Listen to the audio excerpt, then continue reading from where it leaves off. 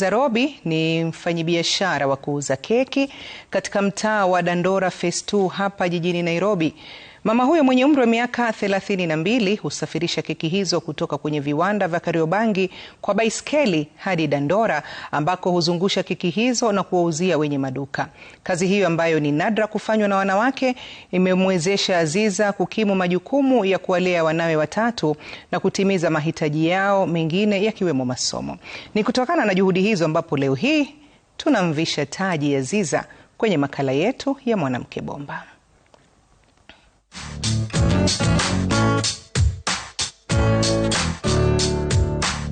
Naitwa Aziza Robi. Nimezaliwa hapa tu Dandora, Nairobi County. Na huku ndio naishi, hata ndio nafanya kazi yangu.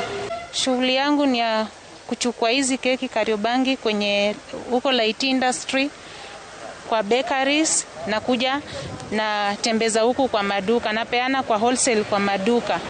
Mwanzo nilikuwa nafunga hizi keki huko kuzipack kule Kariobangi.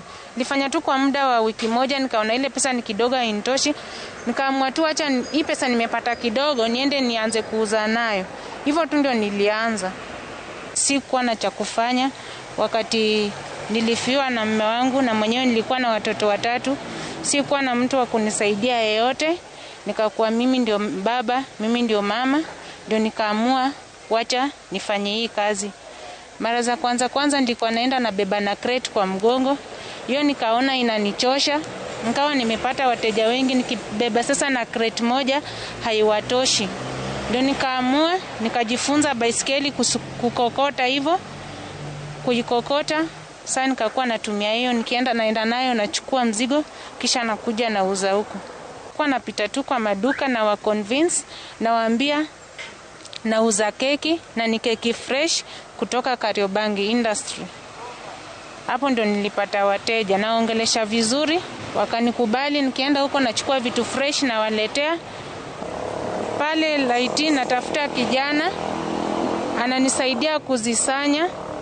Tunapanga kwa crate kisha ananishikia baiskeli, naanza kuzipanga ndio saa nizifunge.